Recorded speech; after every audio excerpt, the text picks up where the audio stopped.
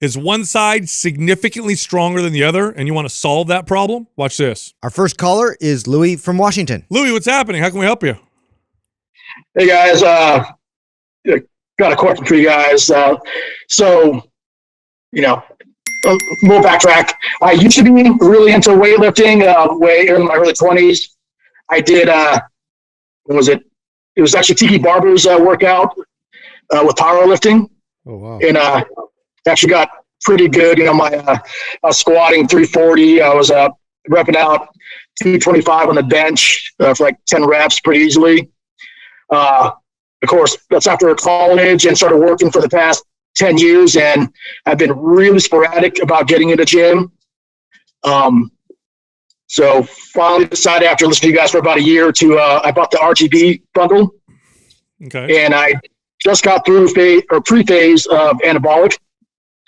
Last week I was in a gym and it was one of those packed days where I couldn't get on the bench or in machine. So I was on the, I did my bench. I did a dumbbell bench, and instead of tricep push downs, I did single arm tricep extensions.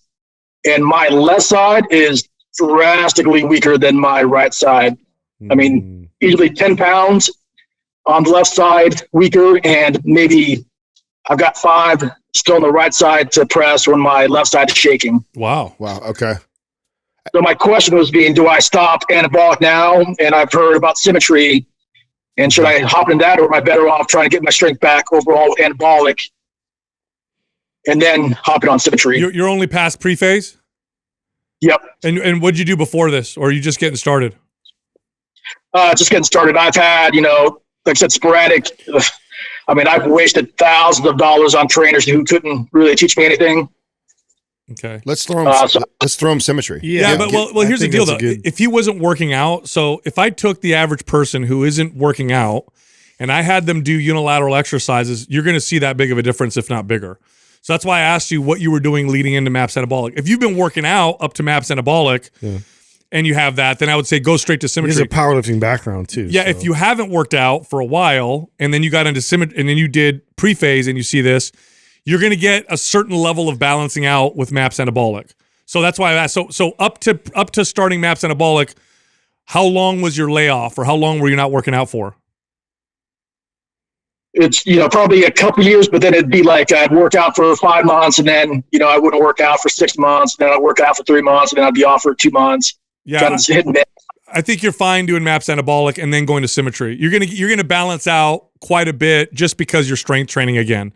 Like I said, if I take the average person and have them do anything unilaterally, you're going to see a bigger difference than what you see. In fact, you'll see such a big difference. No, I agree. I agree. Finish, but we're going to give him symmetry. Give it to him. We're going to send you symmetry so you have it, and then run through anabolic, and then afterwards jump into symmetry, and then return to performance after that. Totally, 100%. All right, thanks. That's awesome. Louis, quick onto that, because my chest is my weakest point, so I picked up the add-on for chest from you guys. Is it too soon to throw that in, or should I get through a whole start? Yeah. Hang on. That'll be of value to you, but hang on to that. I wouldn't implement that yet. Right now, I go through anabolic the way it's laid out, then I do symmetry the way it's laid out, and then go into performance, and then maybe start to add that when you get into like aesthetic, because aesthetic is focused on actually more of how your chest looks and symmetry, and you're going to get some of that in there anyway. So I think that would pair nicely with MAPS aesthetic. Exactly. That's what I would do.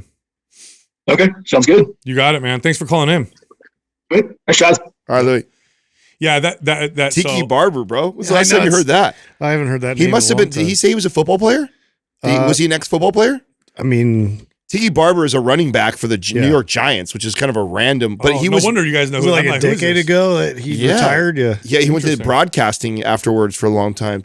Did I hear could you look up Tiki Barber to see he's alive, right? Interesting. I think so. The thing the reason why I asked him that question is that I want to reemphasize this. If you're deconditioned, you're not working out, your right to left imbalance. No, that was a great point. That was a great point. It's going to be huge. Yeah, no. And you'll get it. It'll balance out with barbell work to a certain extent. Now, once you do barbell work for a long time, then you're going to want to do unilateral work. Now, that's not to say, and I want to say this to the audience, That's not to say going straight to symmetry would be bad either. No. It'd be perfectly fine. I was about to counter you on that, but honestly, because of his like gap in between training, I think that you're spot on with that, because it's him just to get back in and build a base again is going to take some time. And then that's it. If he was like continuously like training and then he saw this big discrepancy, 100% you go into symmetry. Yeah.